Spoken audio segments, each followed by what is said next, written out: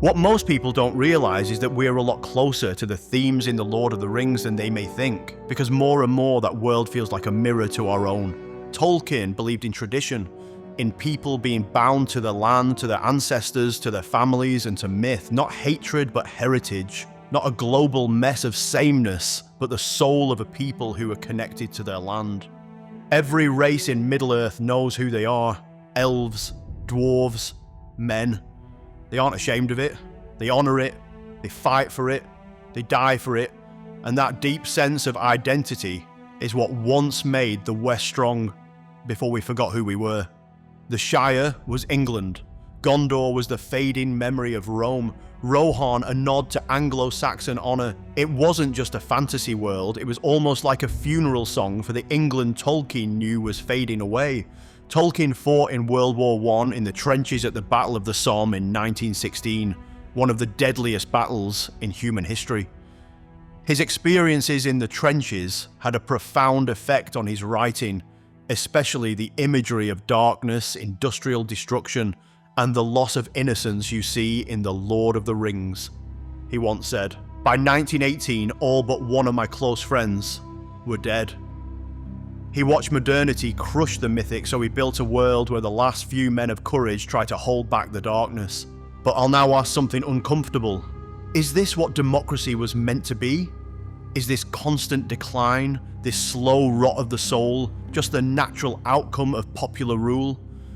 In our past, if you could find the most able man in the land, with the strongest heart, justice, noblest, and raise him to the highest place, and let him rule in truth with loyalty and reverence, you would have a perfect government. No vote, no constitution, no ballot box would improve that.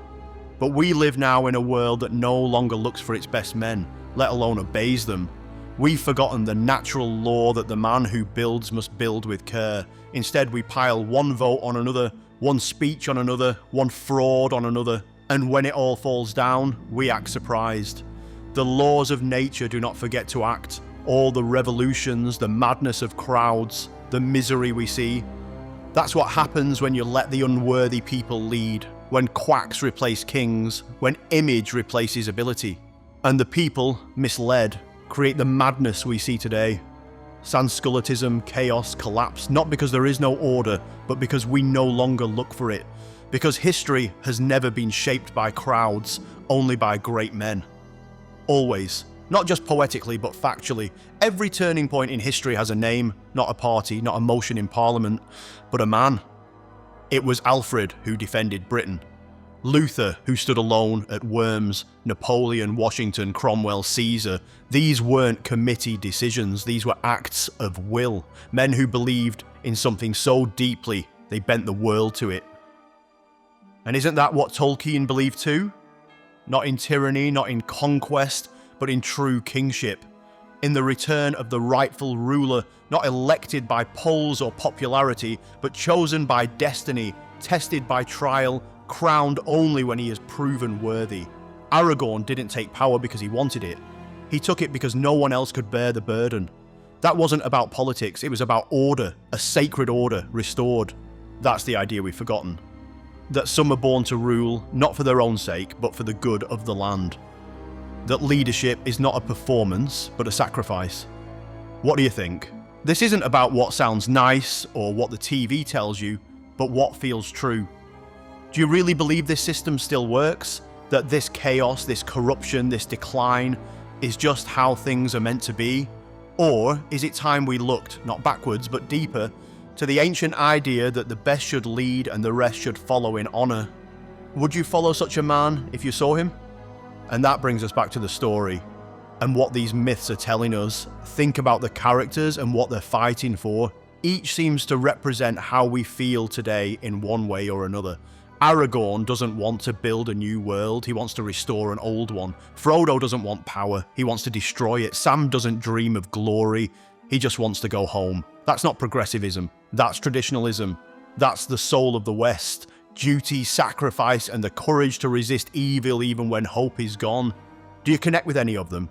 Personally, I'm with Sam. I just want this madness to end. The violence, the indoctrination, the constant war against truth, so we can go back to something quieter, more traditional, more real.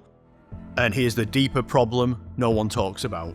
We don't know who we are anymore. We don't know what we are in relation to the world, not just politically or nationally, but cosmically.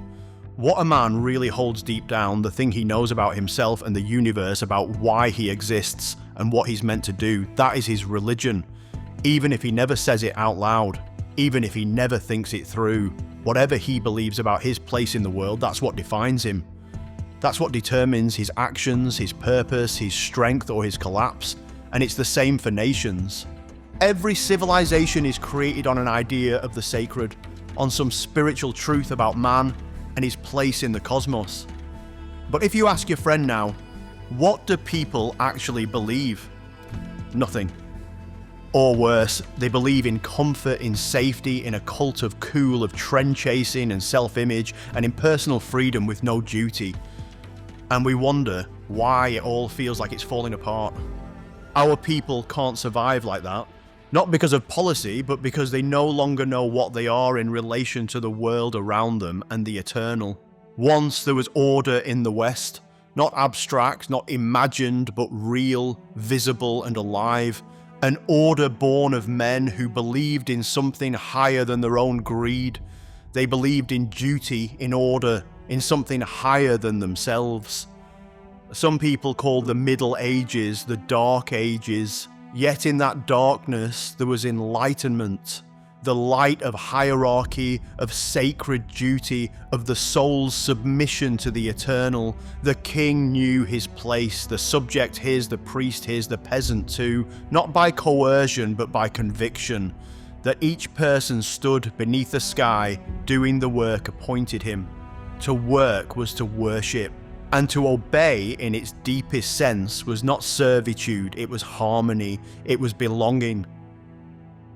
Today, many people look back and laugh now at feudal times, yet in those old castles and monasteries, under that cold stone and chisel, resided a spirit, a belief, that life was something serious, that man is not born for comfort, but to stand his ground, to build, to endure. He wasn't a bored aristocrat sipping wine and posing for portraits.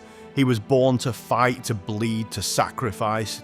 Today men are floating, distracted, disposable, but deep down they crave the one thing modernity denies them: purpose, struggle and meaning.